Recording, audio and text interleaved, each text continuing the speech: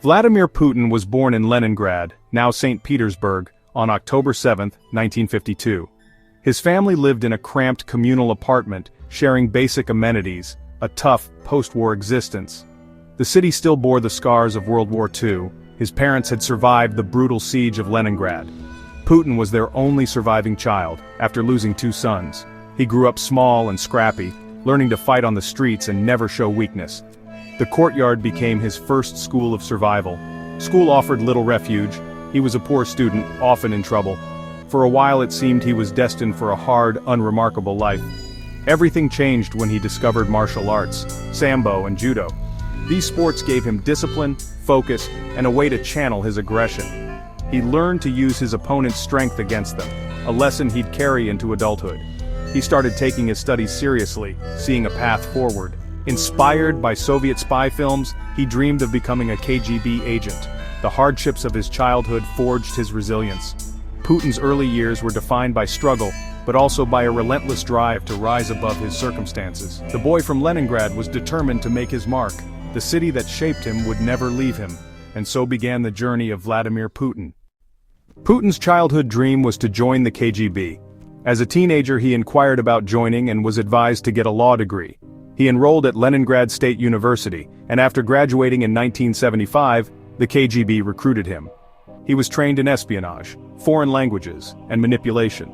His early assignments involved counterintelligence in Leningrad, monitoring foreigners.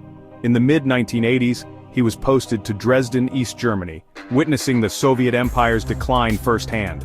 When the Berlin Wall fell in 1989, he saw chaos erupt. The collapse of the Soviet system was a personal blow. Putin returned to Russia, changed by what he'd seen. The lessons of the KGB would shape his future. He had learned to survive in the shadows. The agent in the shadows was preparing for his next move. The Soviet Union's collapse left Putin adrift, his KGB career over. He returned to a chaotic Leningrad, searching for a new path. Politics became his entry point. He worked at his old university, then became an advisor to St. Petersburg's mayor, Anatoly Sobchak. Putin was efficient, discreet, and learned how power worked in post-Soviet Russia. He managed foreign relations and investments, building networks and positioning himself for the future. When Sobchak lost re-election, Putin's connections brought him to Moscow. He joined the presidential administration, rising quickly through the ranks. His loyalty and reliability caught the eye of President Boris Yeltsin. Yeltsin, beset by corruption and instability, needed a successor he could trust. In August 1999, Yeltsin appointed Putin as prime minister. On New Year's Eve, Yeltsin resigned, making Putin acting president. The man from the shadows was suddenly at the center of power. Russia and the world watched as Putin took the reins. He was an unknown quantity, quiet, disciplined, and fiercely ambitious. The country was desperate for stability. Putin promised order and strength. His rise was swift, but not accidental. Every lesson from his past had prepared him for this moment. The boy from Leningrad was now Russia's leader. The world would soon learn his name, and nothing in Russia would ever be the same. As president, Putin moved quickly to consolidate power in a country weary from chaos.